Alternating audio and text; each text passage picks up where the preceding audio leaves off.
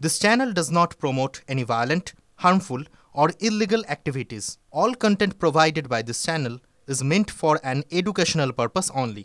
2023 সালের 19 মে বাজার থেকে 2000 টাকার নোট প্রত্যাহারের কথা ঘোষণা করেছিল রিজার্ভ ব্যাংক অফ ইন্ডিয়া। আর এবার তাদের দেওয়া এই তথ্যই চোখ কপালে তুলেছে অর্থনৈতিক বিশেষজ্ঞদের। এই তথ্য অনুযায়ী বাজার থেকে তুলে নেওয়ার ঘোষণার 2 বছরেরও বেশি সময় পেরিয়ে যাওয়ার পর এখনো প্রায় 5,956 কোটি টাকার 2000 টাকার নোট মানুষের হাতে রয়ে গেছে। আরবিআই যে সময় এই নোট প্রত্যাহারের কথা ঘোষণা করেছিলেন সেই সময় বাজারে মোট 3,56,000 কোটি টাকার 2000 নোট চালু ছিল। দেশের কেন্দ্রীয় ব্যাংকের তথ্য বলছে এখনো পর্যন্ত 98.33% নোট যদিও ফিরে এসেছে দেশের ব্যাংকিং ব্যবস্থায়, কিন্তু এমন হলে প্রশ্ন উঠছে বাকি টাকা গেল কোথায়? রিজার্ভ ব্যাংক স্পষ্ট জানিয়ে দিয়েছে 2000 টাকার নোট এখনো আইনিভাবে বৈধ। ফলে এই নোট যদি কোনোভাবে আপনার কাছে থেকে গিয়ে থাকে বা বদলানো না হয়ে থাকে তাহলে চিন্তার কোনো কারণ নেই। কিন্তু প্রশ্ন হলো এই নোট আপনি তো ব্যবহার করতে পারবেন না, তাহলে আসলে এই নোট বদলে সেই একই অঙ্কের নোট নিয়ে নিলেই হবে, কিন্তু বদলাবেন কোথায়? আপনার কাছে 2000 টাকার নোট থাকলে আপনি গোটা দেশে রিজার্ভ ব্যাংক অফ ইন্ডিয়া যে কোনো অফিসে গিয়ে জমা দিতে পারেন।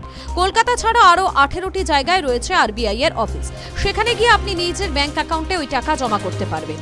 কিন্তু আপনি যদি রিজার্ভ ব্যাংকের কোনো অফিসে যেতে পারলেন না, তাহলে সেক্ষেত্রে আরও একটি উপায় আছে। দেশের যে কোনো পোস্ট অফিস থেকে ইন্ডিয়া পোস্টের মাধ্যমে আরবিআই এর 19টির মধ্যে যে কোনো একটা অফিসে 2000 টাকার নোট পাঠিয়ে দিতে পারেন।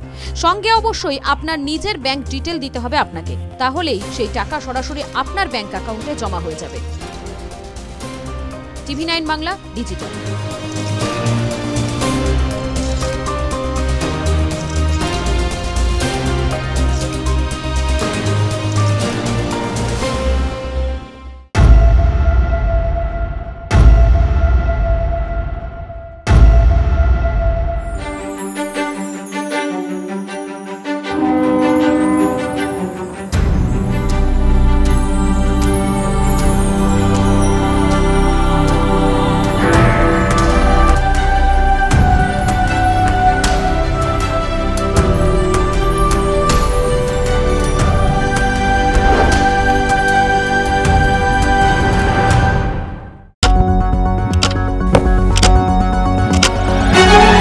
রাজনীতি শুধুই কি রাজার নীতি?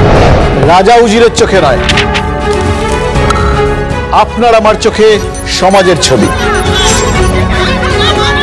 কঠিন কথা সহজভাবে না বললেই নয়। প্রতিদিন রাত 9টায় TV9 বাংলায়। TV9 বাংলা না দেখলেই নয়।